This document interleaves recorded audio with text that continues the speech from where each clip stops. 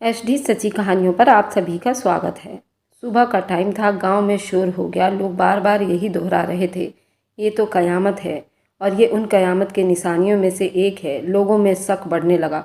सब उस खेत की तरफ भागे जहां लोगों का पहले से ही बहुत भीड़ लगा हुआ था।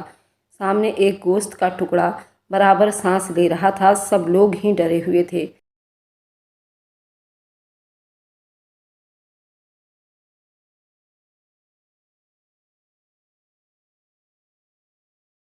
लेकिन सबके चेहरे पर परेशानियां झलक रही थी। लोग बाजी का इंतजार कर रहे थे। थोड़ी देर में वहां बाजी का एक आदमी रियाज आया था। उसने उस बारे में पूछताछ की। सभी लोगों ने कहा, बाजी कहाँ है? तो उसने जवाब दिया, बाजी की तबीयत खराब है, इसलिए वह नहीं आ सकती। लोगों के दिल अचानक से ज़्यादा घबरा गए थे। रियाज ने उन सब के उतरे हुए चेहरे को देखा और बोला, ये सब बाजी को बहुत पहले ही पता था।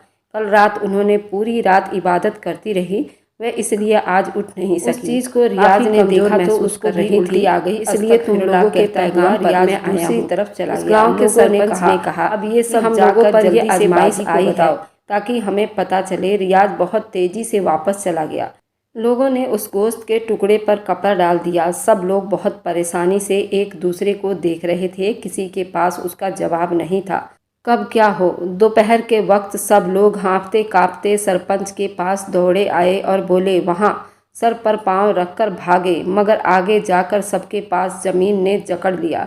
जैसे लोग आए थे वैसे ही वापस भाग गए। बाजी बचाओ व आहो का पुकार सुनकर रियाज बाहर निकला और बोला, क्या हुआ बाजी? बाजी नमाज पढ़ रही थी। सब लोग वहीं बैठकर 10 मिनट बाद काला पर्दा गिरा। सब मर्दों ने नज़रें झुका लीं। औरतें आगे बढ़कर बाजी के हाथ चूमने लगी। बाजी ने धीरे से आवाज़ में कहा, मैं जानती थी एक ना एक दिन ये सब जरूर होगा, मगर मुझे पता नहीं था कि आज के दिन होगा। लोगों ने नज़रें नीचे किए। जवाब दिया, ये सब क्या है? अगर आपको पता था ये सब हो जाएगा, आप पहले ही हमें बता देती और हमें हिदायत कर देती। बाजी ने कहा, मुझे लगता था जो अमल कर रही हूँ उससे अजाब नहीं आएगा, मगर ये ख्याल ही था, ये तो तय था। लोगों ने कहा, अब उसका हल तो बताओ। बाजी ने कहा, मुझे उसके लिए और ज़्यादा पढ़ाई करनी होगी। लोगों ने कहा, बाजी आपके अलावा हमें कोई नहीं बचा सकता। बाजी ने कहा, मेरे अमल का टाइम हो गया है, आप सबसे शाम को मुलाकात होगी। बाजी के जाने के बाद लोग भी वापस चले गए, मगर लोगों को शाम का इंतज़ार था। बाजी अपने रियाज के साथ उस जगह आई जहाँ पर लोगों का भीड़ था। सब ने उन्हें रास्ता दिया। एक आदमी ने उस कपड़े को हटाना चाहा, मगर बाजी ने कहा, तुम सब जाओ, मैं अकेले इस जगह पर अमल करूंगी। इतने देर में फिर से उस चीज़ में हलचल हुई। सब लोग और ज़्यादा डर गए थे, पीछे हो गए और बाजी की बात मानते हुए दूसरी तरफ चले गए। बाजी उस जगह अकेली थी, मगर बाहर पूरा गांव जमा था। वहाँ सभी लोग बाजी का इंतजार कर रहे थे, मगर वही दूसरी तरफ सन्नाटा था। लोगों ने अंदर जाना चाहा, मगर रियाज ने उन्हें रोक दिया। उसने कहा कि बाजी का हुक्म है, नहीं जाना, अंदर तो नहीं जाना। थोड़ी देर के बाद बाजी खुद बाहर आई। उनके चेहरे पर नन्ही बूंदें थी, वह शायद खून का था, मगर लोगों ने गौर किया तो मालूम हुआ ये तो कुछ और ही था। बाजी ने कहा, किसी का गुनाह भी। अभी वह कुछ और बोलती कि उनके बाद दूसरे गांव के बाबा ने बात काट दी।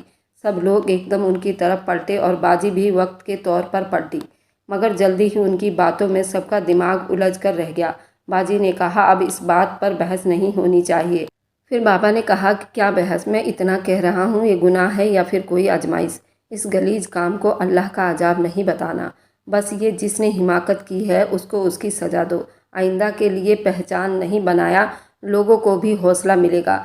बाजी के साथ साथ पूरा गांव चुप था। सब लोग उस बाबा की ही बातें सुन रहे थे। ये एक इंसान और जानवर की शक्ल का कुछ था, मगर वह जिंदा था। यानी जिस किसी ने ये गुनाह किया उसको ख़त्म करने की हिम्मत नहीं कर सका, और अगर ऐसा कर भी जाता तो ये कुदरत ने किया है ताकि दुनिया उसका अंजाम देख सके। सब लोग अब बाबा की तरफ ध्यान दिए थे।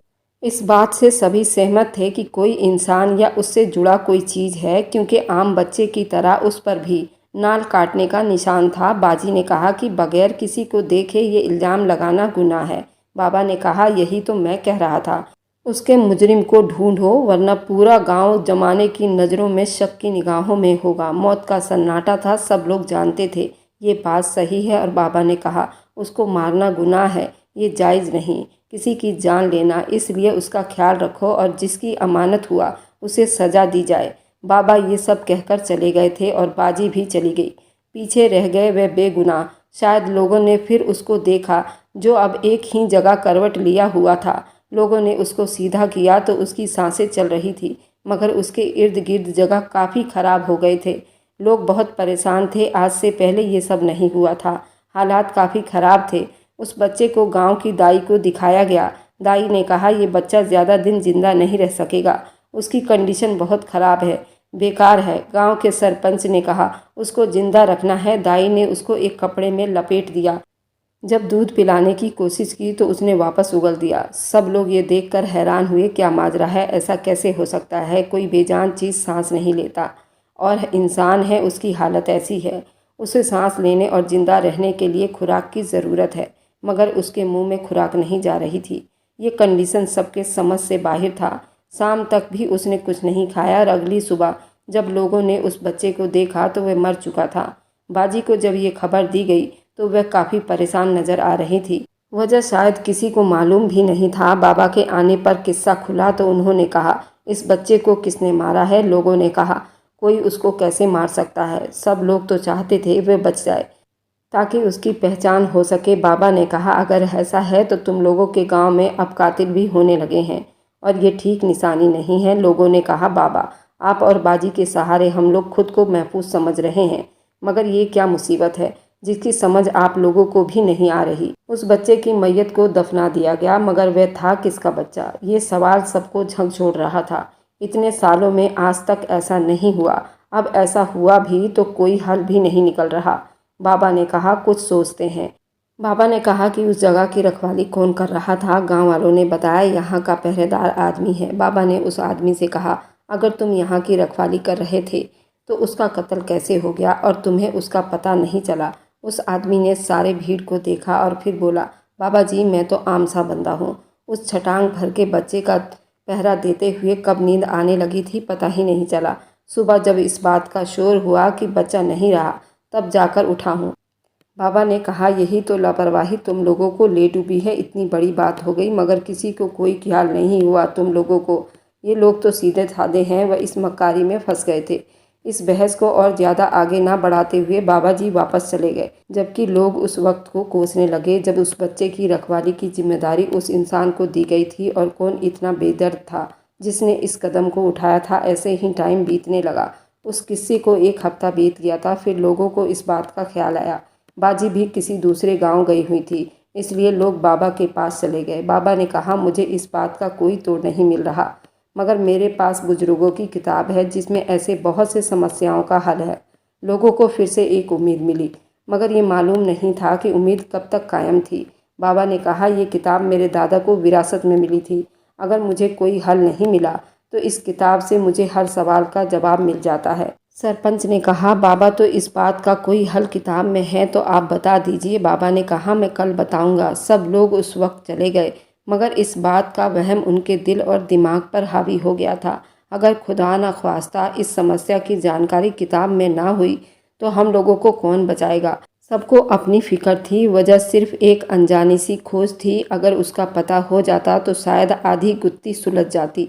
ये बात तो उलझती जा रही थी। बाजी का आदमी रियाज सरपंच के पास गया। उसने कहा वे लोग बाबा के पास ना जाएं, बाजी उसी बात का हल ढूंढ रही हैं। सरपंच ने कहा हम भी अपनी मुसीबत में ही हैं, इस वक्त किसी मसीहे की ज़रूरत है। रियाज ने कहा मैं समझता हूँ, मगर मैं भी तुम लोगों का हमदर्द हूँ और यही बात तुम्हें समझा रहा हूँ। इस वक्त हिम्मत और हौसला से काम लेने का है। इस तरह किसी पर भी विश्वास करके उसे अपने राज देने का नहीं। बाबा आलिम है, हम सब जानते हैं, मगर बाबा भी हमारी हमदर्द है। उनको विश्वास है इस मुश्किल वक्त में वे तुम्हारा साथ देंगे। अगर इस तरह एक इंसान से तुम लोग मदद मांगते रहे अपना विश्वास खो देंगे। रियाज तो चला गया, मगर उसके बाद गांव वाले अब पूरी तरह से कंफ्यूज हो चुके थे। मरता इंसान क्या न करता, डूबते इंसान को तिनके का सहारा काफ़ी होता है। मगर अब गांव वालों को इस बात से बहुत परेशानी थी। बहुत टाइम लग रहा था, वे लोग चाहकर भी समझ नहीं पा रहे थे अब क्या करें, किस राह को चुने, किस तरफ जाएं। मुसीबत ने घेर लिया था। एक तरफ बाबा थे जो उम्मीद की रोशनी थे, दूसरी तरफ बाजी थी और लोगों का अंधा विश्वास था। किसी एक का साथ पूरे गांव को डुबो सकता था या फिर तैरा सकता था, और अकेला सरपंच कुछ नहीं कर सका और सारे गांव ने बाबा जी के यहाँ डेरा डाल दिया। बाबा ने भीड़ को देखा तो बोले, भाइयों, ये सब जिसने भी किया वो बहुत गलत इरादा रखता था और मुझे ये बात बताते हुए बहुत अफसोस हो रहा है। वे आदमी इसी इलाके में से ही कोई एक है। सब लोगों ने पूछा, बाबा इस बात का क्या मतलब? जो कुछ हुआ वह अजीब है, मगर इस जगह से हम लोग जुड़े हैं, यहाँ के हर एक आदमी को जानते हैं, कोई भी इतना पराया नहीं। बाबा ने मुस्कुराकर कहा, मेरे भाई, यही तो तुम लोगों की कमकली है। तुम लोग नहीं जान सके कौन यहाँ सज्जन है और कौन दुश्मन है। ये जगह एक जंगल है जहाँ दूसरे शिकार के लिए लोग गीदड़ की तरह शेर की खाल ओढ़ लेते हैं और इस खाल को बुरा वक्त पड़ने पर उतार फेंकते हैं जिस वक्त उनका काम हो जाता है। बाबा की बातें सुनकर सब लोग एक दूसरे को देखने लगे। बाबा की बात बिल्कुल ठीक थी, जिसको दोस्त समझो वही बीच मझधार में इंसान को धोखा दे जाता है। सब लोगों को जब एक दूसरे से जुड़ा देखा तो बाबा ने कहा, कल शाम जब मैंने तुम लोगों को यहाँ से भेजा था उसके बाद मेरे घर पर चोर आ गए थे और इस बात से मुझे बहुत झटका लगा था। वे चोर सारा माल दौलत छोड़कर उस कमरे में गए जहाँ संदूक में वह किताब रखी है। उससे भी हैरान करने वाली बात यह है कि उन चोरों को ये पता है वह गलत कर रहे हैं और उसका तोड़ हमें मालूम है। बाबा ने कहा, तुम सबको अगर मैं झूठ लग रहा हूँ तो उस संदूक को देखो, जिसे खोलने के लिए उन लोगों ने बहुत मेहनत मशक्क़त की है, मगर वह नहीं खुल सका। बाबा की बात सुनकर सब लोगों ने कहा, बाबा जी, आप अगर सही हैं, यानी हम में से ही कोई गीदड़ है जो शेर की खाल में मौजूद है, मगर हम आपसे वादा करते हैं उसे इसका जवाब देना होगा। सरपंच ने कहा, बाबा जी, मैं इस गांव का सरपंच होने के नाते उसको ज़रूर पकड़ लूँगा। बाबा ने कहा, वे सब तो ठीक है, मगर उस तक पहुंचना इतना आसान नहीं। रात के वक्त जब लोगों ने मेरे घर आए थे तो पूरी तैयारी के साथ आए थे। मेरे नौकर ने उन्हें पकड़ने की बहुत कोशिश की, वह तो उनके हाथ से निकलते चले गए। तुम लोगों को पता है ऐसा क्यों हुआ? सब लोग फिर से लाजवाब हो गए। बाबा ने कहा, क्योंकि उनके जिस्म पर तेल मौजूद था। अगर उन्हें कोई पकड़ रहा था तो वापस फिसल जाते थे। गांव वाले तो ये नया पैतरा सुनकर हैरान हो गए थे। उन सबके बीच बैठा रियाज भी हैरानी में पड़ गया था। बाबा ने कहा, अब मेरी बात ध्यान से सुनो। ये संदूक है, उसकी चाबी खो चुकी है, पता नहीं कहाँ गई, मगर यकीन है किसी गलत हाथ में है। अगर वक्त रहते चाबी नहीं मिली तो अंजाम मुझे भी नहीं मालूम। कोई चाह कर भी आने वाले टाइम की मुसीबत से हमें नहीं बचा सकता। लोगों ने कहा, मगर बाबा, हम तो ये सब सुनकर अपना सूध बूध खो बैठे हैं। आगे का क्या करना है ये तो सोचना नामुमकिन सा लग रहा था। बाबा ने कहा, जरा ठंडे दिमाग से फैसला करो। अब बताओ, कोई ऐसा जिसने पूरे गांव से तेल लिया हो या पूरे गांव में किसी को यहाँ से वहाँ जाते देखा हो, लोगों को बात करते हुए देखा हो। कुछ तो ऐसा होगा जो हमें उस गुनहगार तक पहुँचा देगा। लोग में एक अजीब सी दुश्मनी पैदा होने लगी। सब लोग खुद में ही सिमट कर रह गए थे, एक दूसरे से फासले रखने लगे, एक दूसरे पर इल्ज़ाम लगाने लगे। गांव में पूछताछ हुई तो वहां से कोई शक की बात सामने नहीं आई। 4 दिन तक बाबा के घर के बाहर पहरा भी दिया गया, मगर कोई भी चीज़ सामने नहीं आई। बाबा जी से अब लोग बागी होने लगे थे और उसका फ़ायदा सिर्फ रियाज उठा रहा था। हर छोटी सी छोटी बात बाजी को जाकर बता रहा था। बाजी भी उस वक़्त बिल्कुल चुप थी। 1-2 लोग जो बस उनके ही मुरीद थे, वे भी उनको हर खबर बता रहे थे। एक अजीब दौर शुरू हो चुका था। लोग एक दूसरे से कतराने लगे थे। हर एक को अपने अलावा वह दूसरा इंसान दगाबाज लग रहा था। ये सब देखकर बाजी ने सब लोगों को इकट्ठा किया और बोली, आप सबके एक अपील करती हूँ। सब लोग घबराए हुए वहाँ मौजूद हुए थे। बाजी के सवाल पर हमने एकजुट होकर जवाब दिया। बाजी ने कहा, अगर उस किताब में हर मामले का हल है और उस बात का भी बाबा जी के पास तोड़ है, जबकि वह किताब उनको विरासत में मिली है, और दूसरी बात, संदूक की चाबी जो रखेगा उसके ही पास होगी। चोर किताब ना ले जा सके और इस बात की जांच बाबा साहब ने कर दी है, लेकिन उन्हें कैसे पता कोई चोर आए थे? अगर आए भी थे तो बाबा जी के हिसाब से सब यहाँ गीदड़ है, किसी को पहचानना आसान नहीं। लेकिन बाबा ने उस उलझन को नसीहत के जरिए सुलझा दिया। बाबा ने कहा, तुम लोग बस एक बात का जवाब दो, कौन है जो अक्सर बगैर थके भी रात को जागता है और उसकी तबीयत पर असर नहीं पड़ता? लोगों ने कहा, हमने कभी गौर नहीं किया। बाबा ने कहा, अब ये तो फिर बहुत अजीब बात है। कोई भी सुराख हाथ नहीं आ रहा था। गुत्थी और ज़्यादा उलझता जा रहा था। फ़ायदा लोगों का भला करना था, लेकिन भलाई बुराई बन रही थी। रास्ता बहुत मुश्किल था और उसकी वजह न ख़त्म होने वाले उलझन थे। लोगों ने बाबा से कहा कि हमें एक रात का टाइम दे, कल तक मुजरिम आपके सामने होगा। आग लग गई, आग लग गई। चारों तरफ यही शोर था। सब लोग बहुत तेजी से घरों से निकल रहे थे। रात के दूसरे पहर ये शोर हुआ था। लोग एक दूसरे के ऊपर चढ़कर भाग रहे थे। बच्चे ने यही शोर मचा दिया था। सूखा घास का ढेर था जिसमें पता नहीं कैसे आग लग गई थी। कुआं से पानी लाकर आग बुझानी चाहिए, मगर वह बढ़ती ही जा रही थी। सब लोगों ने बहुत तेजी से पानी बरसाया और आग बुझ गई। सरपंच ये सब देख रहा था, मगर उसने कोई कार्रवाई नहीं की। सब लोगों ने जानना चाहा, ये आग कैसे लगी। सरपंच ने कहा, ये मुझे नहीं पता कैसे आग लग गई, मगर शुक्र है कोई नुकसान नहीं हुआ। लोग इस अचानक के अफरा तफरी से थक चुके थे। जल्दी से सब अपने अपने घरों में जा घुसे। वह सरपंच भी अपनी राह पकड़ लिया। अगली सुबह बाबा जी के दरवाजे पर दस्तक हुई। सुबह के वक्त बाबा जी सरपंच को अपनी दहलीज पर देखकर हैरान हो गए, मगर फिर जरा संभल कर सरपंच को रास्ता दिया। सरपंच ने एक लिफाफा बाबा जी को दिया। बाबा ने वह थाम लिया। सरपंच जिन कदमों से बाहर से आया था उसी कदमों से वापस चला गया। बाबा ने वह लिफाफा खोला। उनकी आंखें हैरानी से खुली की खुली रह गई। शाम के वक्त सब लोग बीच चौराहे पर जमा थे। वजह सबको मालूम थी। आज तो उस चोर का नाम सबके सामने आना ही था। लोग बहुत ध्यान से बाबा के चेहरे को तक रहे थे। दूसरी तरफ बाबा जी अपने होठों पर ताला लगाए बैठे थे। बाबा जी किसी मंजर का खोज कर रहे थे। अचानक सरपंच की आवाज़ गूंजी थी, मेरे गांव वालों, आप लोग इस जगह पर जमा हुए हो। मुझे ये देखकर खुशी हुई है कि सभी को उस अनहोनी की तह तक पहुंचना है, मगर ये बात उस बच्चे की कत्ल करने की नहीं, यहाँ बात उस मुजरिम को भी पकड़ने की है, ताकि उससे पूछ सके क्यों किया उसने ये सब। रात जो आग लगी थी ये कोई हादसा के तौर पर नहीं लगी थी। असल में उस मुजरिम को सबके सामने बेनकाब करने के लिए था। बाबा ने कहा था, हम लोगों में से कोई है जो इस सब का जिम्मेदार है। गांव वाले सभी लोग आपस में बातें करने लगे। लोगों को खुद से जूझते देखा। बाबा की आवाज़ में सबको चुप करवा दिया। बाबा ने कहा, हम लोगों ने सोचा नहीं था कि कैसे लोग अपनी ज़मीन, अपने लोगों को नुकसान पहुंचा सकते हैं, और उस गुनाह को करके उसको कबूल करने के बजाय उस सबूत को ही ख़त्म करने का जिम्मेदार बन गया। हम लोगों को इस बात से अनजान रखा। बाबा जी की बात पर उस भीड़ में से एक आदमी बोला, आप बताइए कौन है वह कमबख्त, मैं खुद अपने हाथों से उसको ज़मीन में गाड़ दूंगा।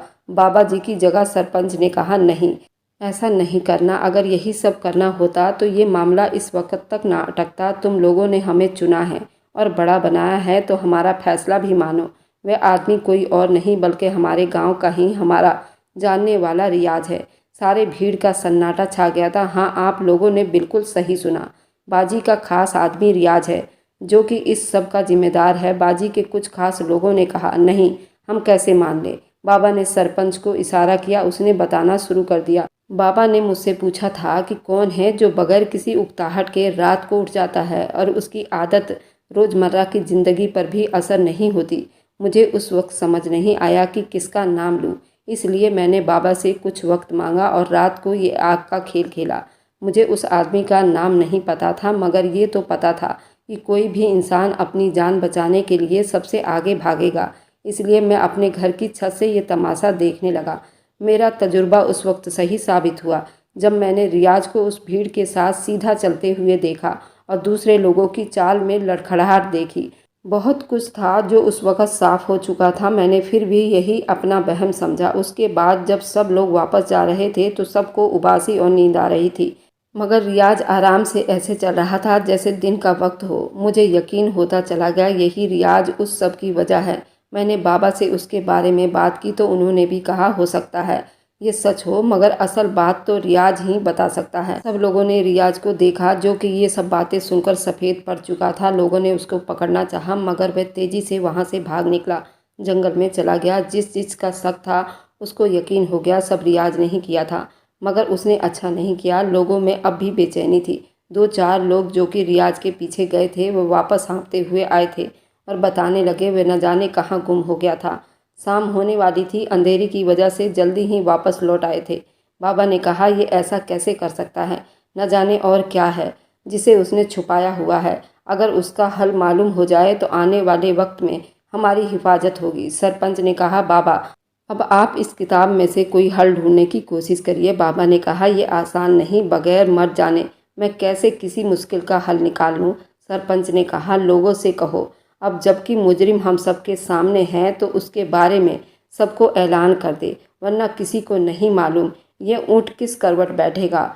सब लोग अपने अपने घरों को लौट गए। रात के वक्त एक साया था जो यहाँ से वहाँ झाड़ियों में जा रहा था। अचानक कोई उस साये को पकड़ता हुआ चारों तरफ शोर मचाने लगा। लोग अपने घरों से तेजी से बाहर निकले, शायद उसे ही आवाज़ के इंतजार में थे। सरपंच ने डंडा उस साये पर दे मारा था। वह बिलबिलाते हुए जमीन पर जा गिरा। सब लोग उसके इर्द गिर्द खड़े हो गए। सब हैरान थे, आखिर ये सब क्या हुआ है, जबकि वह इंसान जिसको डंडा मारा था वह अंधे मुंह जमीन पर गिरा पड़ा था। लोगों ने उसे सीधा किया तो सबके मुंह से बेधड़क चीख निकली, जबकि सरपंच के हाथ से डंडा छूट गया। ये सब क्या था? बाबा जी उस वक्त काले रंग के कुर्ते में थे और उस जगह क्या कर रहे थे? ये सवाल सबके जुबान पर था। इतनी देर में बाजी भीड़ को चीरती हुई नजर आई और जरा सा फासला बनाते हुए बाबा के पास जा बैठी। सब लोग एक एक चीज़ बहुत गौर से देख रहे थे। बाजी ने कहा, आप लोगों को साथ बहुत बड़ा धोखा हुआ, ये पता नहीं था, मगर उसने शैतानी जादू सीखा था। और जानते हो ये उसने कैसे किया? गांव की कब्रिस्तान में चिल्ला काटता था। फिर किसी दूसरे गांव की हवेली में उसको पता चला कि वहाँ एक जाना माना जादूगर है। इस बाबा ने उस जादूगर से बहुत से जादू सीखे, लेकिन उसको हवस बढ़ चुकी थी। न जाने कैसे उसने जादू सीखने की अमल में इंसानों और जानवरों की औलाद का अमल सीखा। इंसान में बहुत सी ताकत होती है और जानवर भी उस पर कब्जा हो सकता है। जब उसे इस बात का पता हो गया कि इंसान और जानवर के बच्चे की कुर्बानी देने से उसके जादू में और ताकत बढ़ जाएगी, उसका जादू जानवरों पर भी चलने लग जाएगा। फिर उसने ये सोचना शुरू कर दिया, अक्सर ये अमल करते हुए भी ठहर जाता। असल में बाबा साहब को कोई जानवर ऐसा नहीं मिल रहा था जिसके जरिए ये अपना गलीज काम पूरा कर सके। फिर वे दूसरे शहर से कोई जानवर ले आया, उसके साथ बलात्कार की। बाद में वह बच्चा जो कि गांव वालों को मिला था वह उसी जानवर का था जिसके साथ बाबा ने बलात्कार किया था। लेकिन वह बच्चा बाबा का ही था। ये बात बाबा ने सबसे छुपाई थी। बाबा उस जानवर का बहुत ख्याल रख रहा था, उसको चारा से लेकर उसका हर चीज़ का ध्यान रखता था। लेकिन उसको वक्त मालूम नहीं था कि वह जानवर बच्चा कब पैदा करेगा। जानवर तो जानवर होता है। वह जानवर चारा खाते समय खेतों में ही वो बच्चा पैदा कर दी थी और बाबा जी को पता नहीं चला। और बच्चा आधा इंसान और आधा जानवर की शक्ल में था। सूरज निकलने से कुछ देर पहले पैदा हो गया था। जब तक उस बाबा को खबर मिली तब तक बहुत देर हो चुकी थी। सारे गांव में ये खबर आग की तरह फैल चुकी थी। अब बाबा को इस सब से खुद को बचाना भी था और अपने जादू में कामयाब भी होना था। इसलिए उसने इतना बड़ा खेल रचाया। कोई किताब नहीं है, बस ये आप सबका ध्यान भटका रहा था। उस रात सरपंच को उसने ही रियाज का नाम लेने को कहा था, जबकि रियाज एक अच्छा इंसान है। वह 5 टाइम का नमाज पढ़ता है और वह एक ख़ास आदमी भी है। उसे नींद की तलब नहीं होती। ये बात साइंस भी साबित करती है। कोई भी इंसान जल्दी नींद से उठकर बेजार नहीं हो जाता। और लोग कहते हैं कोई इंसान नींद के बाद भी अक्सर खुद को थका हुआ महसूस करता है। उस चीज़ का फ़ायदा उस बाबा ने उठाया और उस बच्चे को मारने वाला भी यही था। जब मैं उस बच्चे के मुर्दा वजूद के पास गई थी तो मुझे उससे कुछ फासले पर एक चिल्ला मिला, जिसको देखकर मैं फ़ौरन पहचान गई थी। वह चिल्ला इंसानी हड्डी से बना हुआ था और वह सफल जादूगरों के पास ही होता था। वे अपने खास चेलों को देते थे। तब मुझे एहसास हुआ कि शायद ये सब किसी मर्द ने किया है, मगर उसका कोई सबूत नहीं था। मैं मानती हूँ बाबा के घर चोरी मैंने ही करवाई थी, मगर बस एक तजुर्बे के लिए। मुझे उस बाबा का झूठ पकड़ना था जिसके जरिए मुझे इल्म हुआ ये बच्चा 100% उस बाबा का ही था और रियाज को उसके किसी नौकर ने देख लिया था। अब इस बाबा को शक हो गया था कि वह कहीं न कहीं पकड़ा जाएगा, इसलिए उसने तरकीब सोची और ये रात भर उसने गांव का मुआयना किया। उसी रात फरार होने वाला था, मगर मैंने सरपंच को उसकी रिपोर्ट दिखाई और पुलिस में उसके उस जादूगर उस्ताद का बयान भी किया और मैं वह सारी रिपोर्ट यहाँ पर भी लाई हूँ, वह भी देख लो। सब लोग बाजी को बड़ी ध्यान से सुन रहे थे। क्या ये सब सच था? सरपंच ने कहा, बाजी सच कह रही हैं। ये आदमी बाजी के खिलाफ हमें भड़काना चाहता था और बाद में अपने ऐसे ही गलत कामों में हमें भी खींच रहा था। सब लोग उस बाबा जी की तरफ बढ़ने लगे, मगर पुलिस के सिपाहियों ने उसको गिरफ्तार कर लिया। बाजी को देखते हुए उस बाबा ने कहा, तुम लोगों ने अच्छा नहीं किया, इसका जवाब देना होगा। याद रखना, सरपंच ने कहा, शुक्र करो यहाँ से जिंदा जा रहे हो, वरना पूरा गांव तुझे मिलकर मार देता और सज़ा किसी को भी नहीं मिलती।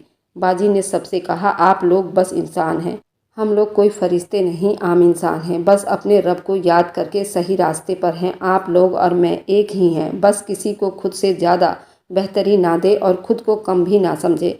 किसी को इतना मौका ना दे वे आपकी ज़िंदगी और आपके इलाके के लोगों को ही बेच खाए। इस हादसे के बाद उस गांव के लोग मिसालें देने लगे। अगर आपको आज की कहानी पसंद आई है तो वीडियो को ज़रूर लाइक कीजिएगा और अपने दोस्तों के साथ शेयर भी कीजिएगा। और हाँ, अगर आपने अभी तक हमारे चैनल को सब्सक्राइब नहीं किया है तो ज़रूर सब्सक्राइब कर लीजिए। मिलते हैं हम अपनी कल की एक नई दिलचस्प कहानी के साथ। मुझ पर सदा अपना प्यार और स्नेह बनाए रखें। सभी को मेरा प्यार भरा नमस्कार दोस्तों।